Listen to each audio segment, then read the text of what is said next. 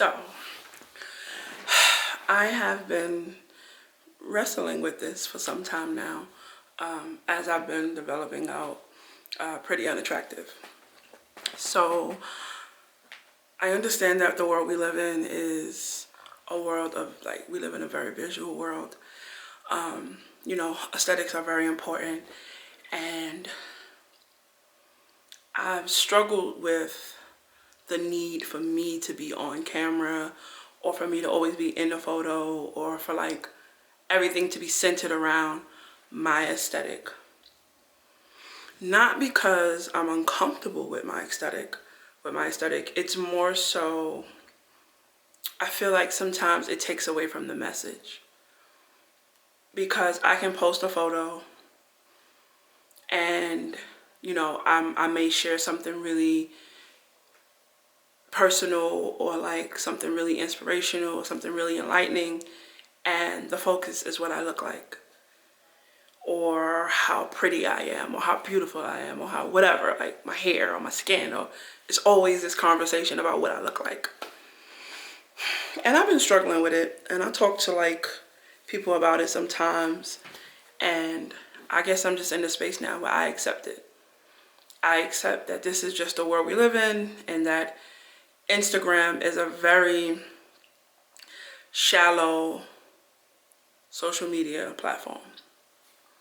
I also accept that it's a very accessible and powerful platform that I can spread my message.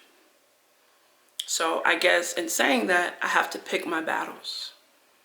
So I accept it. So yeah, that's it for that. Now, with that being said, I am going to focus on the written word. I'm going to focus on this journey that I'm on. I spent a very large portion. Okay, so let me say this. I have really terrible sinuses, and I also am an asthmatic. So me breathing through my nose is really hard. So I breathe through my mouth, and I also talk through my mouth. So sometimes it seems like I'm losing air, but it's really just because I'm breathing and talking from the same space. So it can get a little iffy sometimes. I'm also like low key tongue-tied, like I think I have a thick tongue. I don't know, whatever.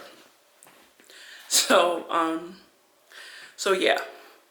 So that's where I am today. So in developing out this concept and this idea of Pretty Unattractive, it's really for me to kind of like heal myself. I am a proponent, I am a supporter of therapy.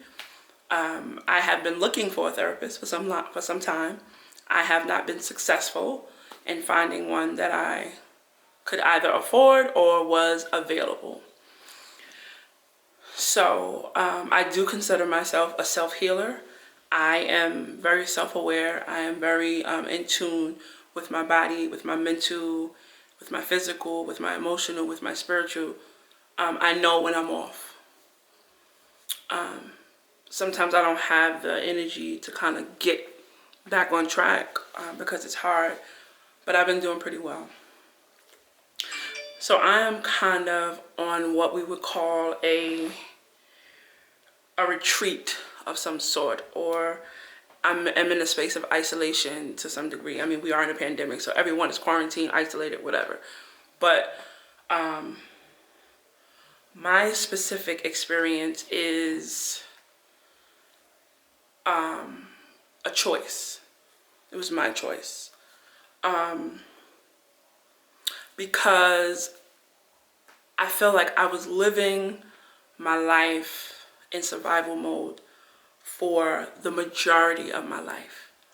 I come from a very traumatic childhood, right? So I'm going to say the first 25 years of my life was filled with trauma and loss.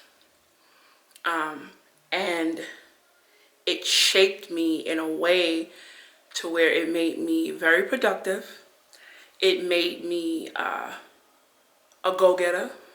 It made me very driven, and it made me very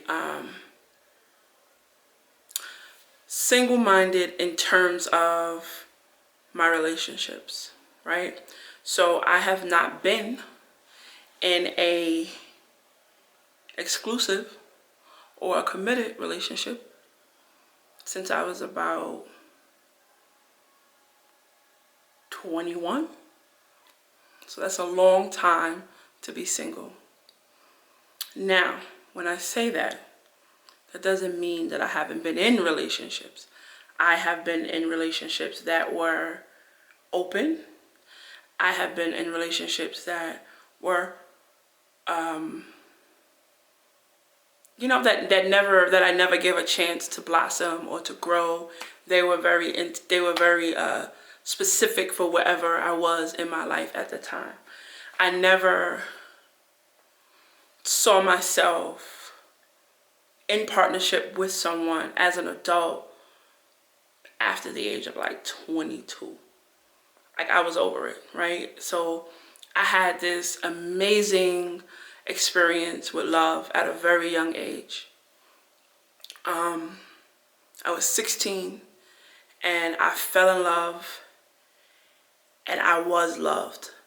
And still to this day, I have never been loved that way again. And I'm talking about like unconditional. I'm talking about communication, understanding. Everything was there except for